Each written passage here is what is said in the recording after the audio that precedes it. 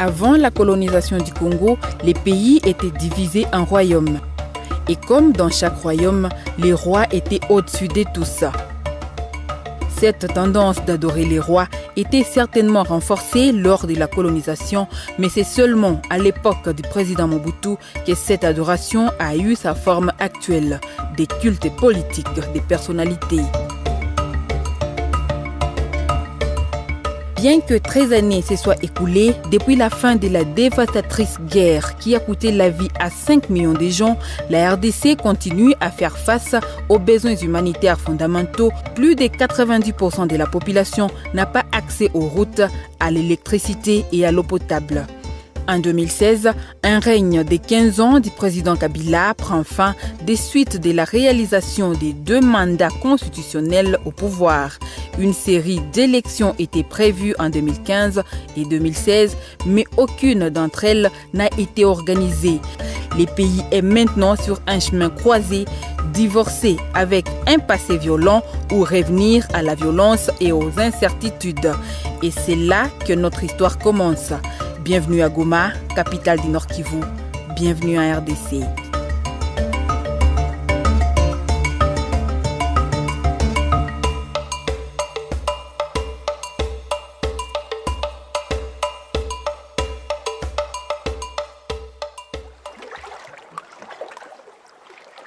When you enter in Goma, you can come by boat. It means you are crossing the Kivu Lake.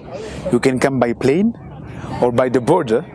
But you are going to be welcomed by the Nyiragongo volcano. We call Nyiragongo volcano the general.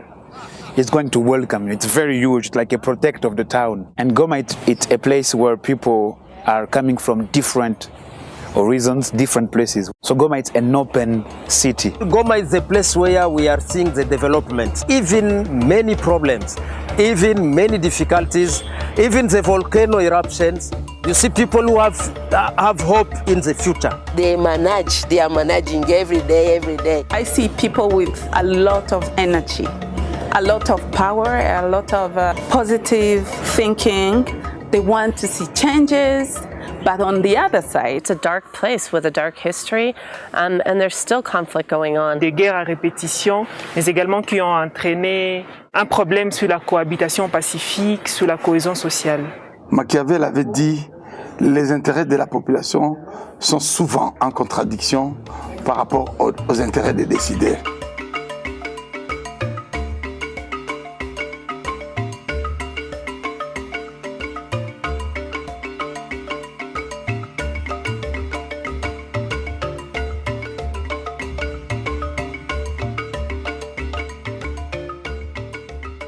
We are part of the family of organizations that are funded by our Buffett Foundation, and our work is focused on political development. We mainly work with the Election Commission, political parties and civil society. The country was supposed to have local, municipal and provincial elections last year. They've since been delayed again. It's not entirely clear when they'll be scheduled, if they'll be scheduled in this year. But at this moment in time, it's not quite clear how the country is going to organize these elections. And the longer the situation is going on for, the more tension there will be, the less confidence there will be between the stakeholders that actually need to come together. That's why we decided that the best intervention would be a project where we would bring the leaders of the province and to think about all possible scenarios that can happen in the next couple of years. NDI had already done this work at the national level in 2013. I just had decided that it might be useful in the election context to apply a scenario planning exercise. What could happen in the future? What are the different scenarios that could play themselves out in the future? And we were like, wow, this is great, because that will give us kind of the strategic frame to bring together all these stakeholders.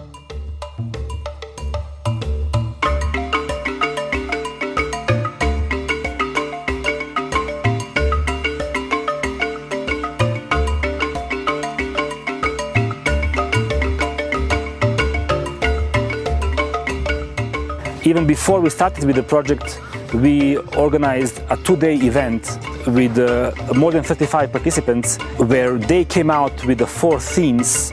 security and human rights, inclusion, electoral campaign, electoral administration and logistics. And they also came out with more than 250 potential participants, from which 80 remained throughout the process. Les participants sont venus des différentes couches de la société, notamment des partis politiques, de la majorité comme de l'opposition, de la société civile dans sa diversité, les leaders religieux, des secteurs privés, des services de sécurité, la police, l'armée, l'UNPOL, les organisations nationales qu'internationales œuvrant dans la thématique élection. Chacun apporte sa contribution au départ de sa formation, au départ de son secteur de provenance. Et ça fait une diversité dans l'unité. We actually divided the 80 participants in 4 groups of 20 participants per group. We have organized in total 8 sessions, 5 sessions of scenario planning and 3 other sessions of cohesive leadership. We were able to create a space where we had constructive, dynamic, interesting, challenging, difficult discussions, exchanges with all kinds of actors.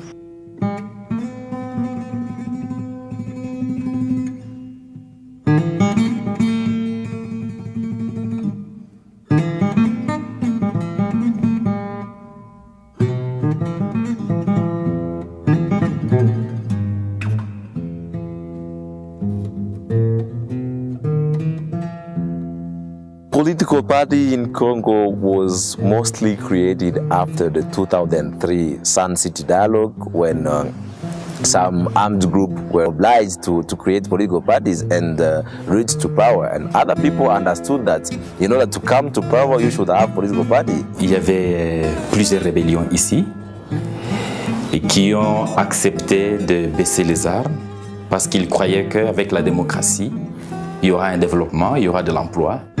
If you have a particular culture, as we do here in the DRC, where there's a certain degree of elitism, it then becomes very difficult to get very important stakeholders to participate in the process. They don't have the habit to talk to each other. We thought that it was really important to first put them together. Le plus grand défi, c'était d'aboutir à un consensus par rapport à la diversité des parties prenantes au processus électoral. Au début, il y avait un peu de réticence et chacun me semblait prêcher dans sa paroisse. Les gens du parti politique, chacun défendait un peu une certaine position. Et donc, il fallait qu'il y ait une mise en confiance. Ça, c'était un grand défi. Les gens sont dans des antagonismes profonds et qu'il faudrait obligatoirement qu'il y ait une structure neutre. So we needed somebody that could be perceived neutral in the North Kivu province, given everybody's tribal, religious, political, socio-economic ties. Somebody that is very familiar with the North Kivu province and with also the electoral process. And based on these criteria, we've chosen 10 facilitators that would pass through 5-day training session on how to efficiently and effectively facilitate one potentially problematic group.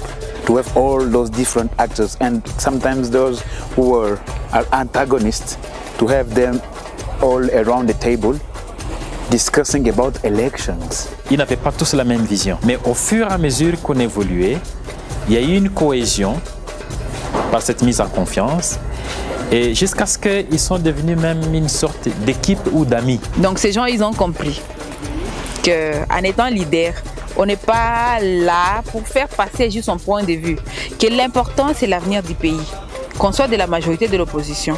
Nous visons tous la même chose. Ils sont devenus un corps de sorte qu'ils sont tous regardés dans une même direction, en sachant que le processus leur appartient tous.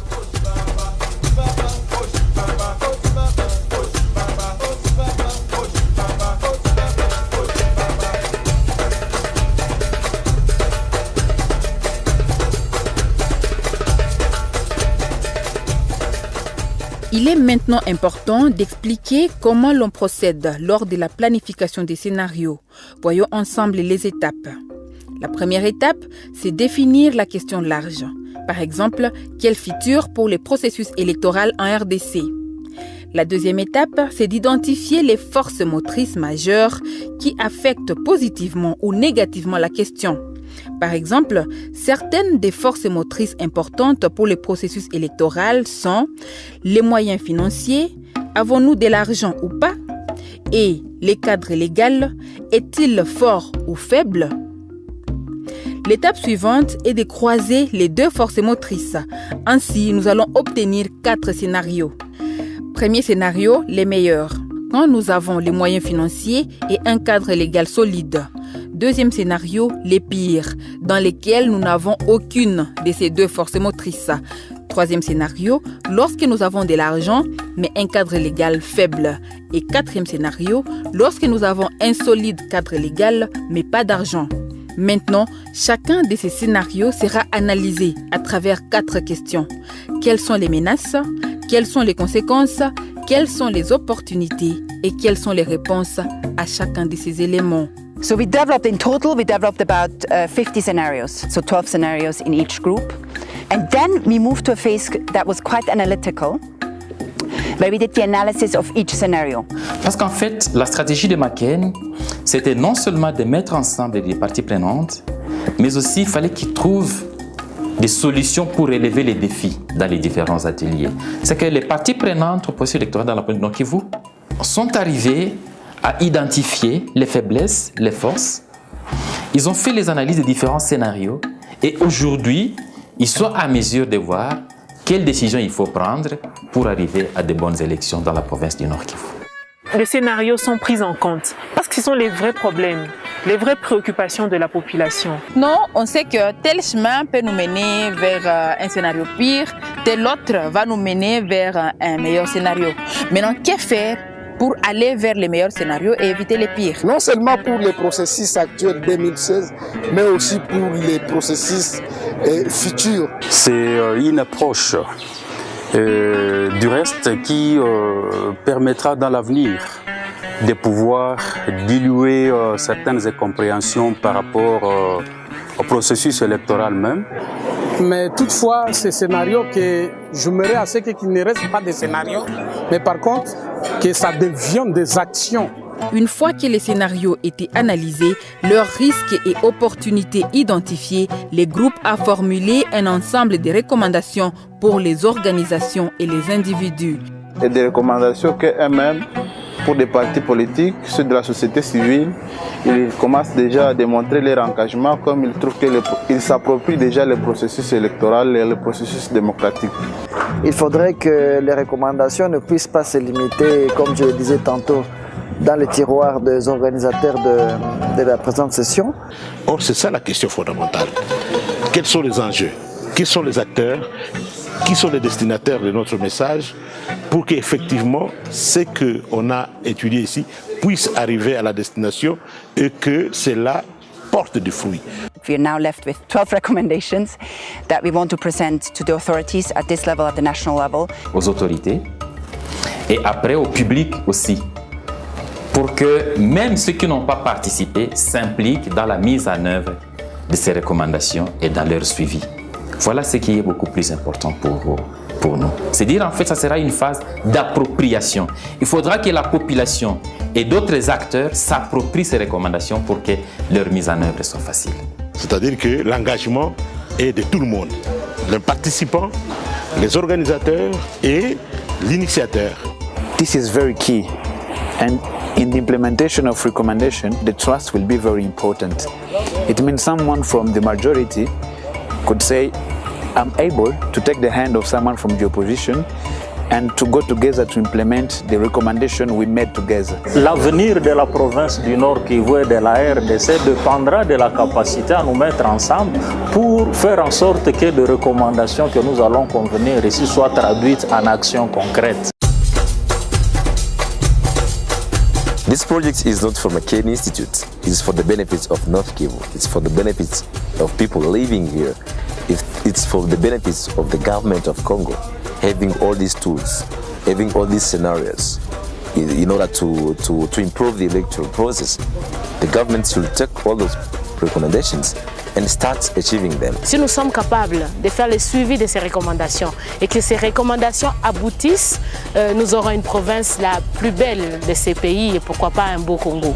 Comme on l'a vu, l'avenir de la RDC du Nord Kivu, ce n'est pas juste une question qui regarde les politiciens.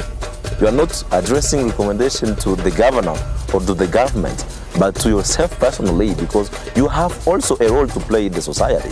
Si nous pouvons faire quelque chose pour que le monde regarde de notre œil, d'une autre façon le Congo, ça doit commencer par nous. Si nous nous acceptons mutuellement, nous acceptons les différences que nous avons et nous acceptons de vivre ensemble, de partager l'amour que nous avons dans ces pays, nous pouvons résoudre tous les problèmes que nous avons dans ces pays. If I want something, I can do it.